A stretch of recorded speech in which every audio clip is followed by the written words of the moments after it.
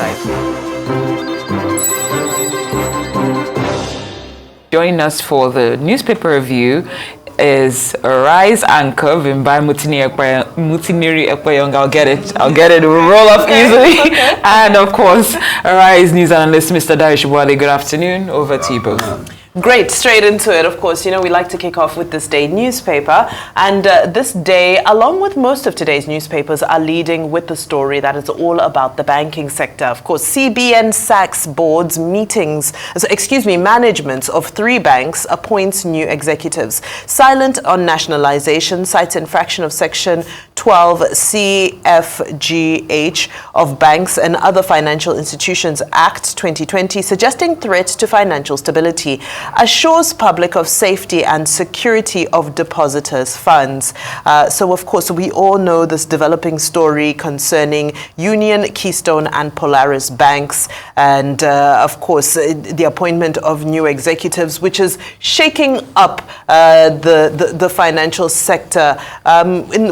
We do hope that things will stabilize soon. But, Mr. Shobowale, your insight on this massive story today? Well, it's a disturbing story. You see, there is the issue of nationalization being mooted. But if government sacks the board and management, they are nationalized, literally. But it's government that will put in place the people on the board and the management. If they say they sacked only the board, I would have thought the management will continue. But to sack board and management, and not put people in place, or have they put They've appointed new executives. They have taken over. It's a form of nationalization. So there is no question mark on that. And it did not happen in a vacuum. There was a report alleging some wrongdoings, which some people were doubting if it was genuine or not. But now you see that government report is government report, and that action has been taken. But then they have tried to infuse confidence in the depositors by saying that the banks have no problems. Their fiscal strength is there. You get me? And they have the protection of government. So there should be no run on the banks out of fear and things like that. So let us see how it goes. Government has not created a vacuum, but it has sent a message. Although there are some other banks that people are whispering about. I don't want to indulge in rumors. Get me? But it seems this poverty alleviation, disposition of funds is going to involve some banks in ways that may not be that very beneficial to their corporate image. That's from right. what we are seeing. Yep. Yes. Let's go to the next story. The developing story. We keep on eyes on that. All we can say, though, is Jim Obazi is working. That's for sure. Another story, if we look just below the masthead, is all about Dr. Musa Adamu Aliyu, who, of course, is the chairman of the ICPC, Independent Corrupt Practices and Other Related Offences Commission. And this story is all about how he is motivated by the president's vigor and commitment to fighting corruption. So he is saying, I'll appear in court to prosecute corruption cases if need be. And in this report, they state that he would be the first chairman of the ICPC to appear in court if he does eventually end up so. But all indications, you know, even just from the release of the statement, show that he most likely will do so because there are a number of high-profile cases that lingering and loading and at various stages of development currently. Mr. Shobowale, do you want to see the chairman of the ICPC in court? Of course, he is a SAN. Of course. So you have answered the question. You want to see him there in front? Eminently qualified. To lead from the front. And if he wants to be seen to be a true leader, you know, a man of action, I applaud his intention. But he said it himself. You know, it's not somebody who said it. He said it himself that if he does so, he'll be the first. And he's willing to be the first. He's a trailblazer. So let's wish him the best of luck. Yeah, so it goes back to our conversation yesterday, which is that this team of ICPC, EFCC have hit the ground running, and they look like they have every intention to maintain the stamina. Now, while we're still talking about sanitizing the federal government's finances, let's go to the Guardian newspaper. As much as the Guardian also leads with the story about Union, Keystone and Polaris banks, at the bottom is a story about and a report from the Guardian newspaper. Federal government disbursed 10 billion naira to 165 private accounts in 2022. So this report details how various amounts were transferred to private accounts for onward sharing, allegedly. So according to govspend.ng, 2.2 billion naira was shared in 27 transactions paid into individual accounts, and this was supposed to go to 1,200 ex-agitators. Another amount, 2,500 ex-freedom fighters, but this was only done in 13 transactions. In summary, this highlights the fact that the transfer of funds into private accounts did not start with Betta Edu. It is something that existed long before she came into office, 2022. You know, we had an interview with Frank Tietia here on the show, Mr. Shobowale, and he was saying that, but this is normal. Why are we crying foul about this? Because this is normal. This is what happens in government. People pay into private accounts.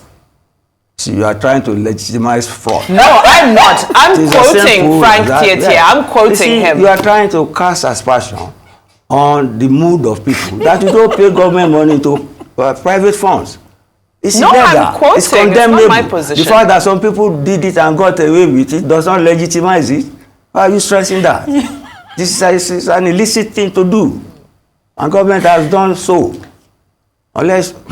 Please, let's leave it at that. Let's go to another topic. Right. This is what's in the news, Mr. Shobowale. You are saying your own reacting. Thank you very much. This is why you are the most valuable player on this team. Quickly to Vanguard before we take an international story. Vanguard newspaper is also leading with similar stories. However, let's take one above the masthead on the left-hand window, which is all about the ex-power minister, Olu Agunloye, and of course he's been remanded to Kuje prison. However, Wole Soyinka has come up to speak on his behalf, and I quote, he said, "I've made it clear, even as recently as a few weeks ago, that Bola Ige's murder was not unconnected with the Mambila scam. Olu Agunloye worked closely with me, both within and outside routine police motions to unmask Ige's killer." And Wole Soyinka is saying that Olu Agunloye will not be safe in custody, is his argument.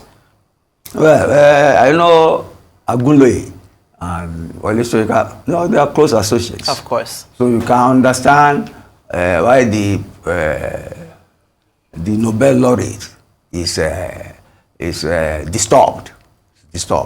But you see, nobody is above the law. Nobody is above the law. If the state has a case against Agunloye, well, let the case proceed.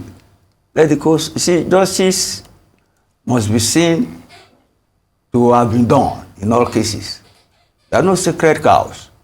And I'm one of the admirers of Wole Soyinka any day. But then, not at the expense of the law. Not at the expense of the law.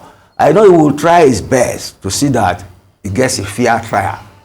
But knowing Soyinka, he will not want anybody to bend the law for anybody. So let the investigations continue, and let us see what comes out of it. If Agunloye is guilty of fraud, he should face the music. He should face the music. Just as everybody else is right now. Yep, yes. It's the season. It's the season. All right, now let's take a flight to New York. Let's look at the New York Times today, which is leading with a story that we took live earlier today. That's Israel to fight genocide claims at the World Court. We do know that the International Court of Justice hearing is ongoing at The Hague right now. That's been brought forward by South Africa concerning Israel's role in what South Africa is describing as the genocide of Palestinians. We just have 1 minute left. So, Mr. Shobowale, your thoughts on this historic case? Yes, Israel is trying to say that it's trying to act in self-defense, to defend itself. But see, on October 7th, they killed maybe 1,300 Israelis. ever since in Gaza, they have killed over 23,000 people. Is that not overkill in terms of self-defense? It's murderous. You see, and South Africa is saying that Israel is trying to wipe out the Palestinians ethnically, nationally, and racially. That's right. So it's an interesting case. But you see, the court is a powerless, toothless bulldog. Nobody listens to what he says, but it is there to give you, to say what should be done, what the right thing should be in the name of justice.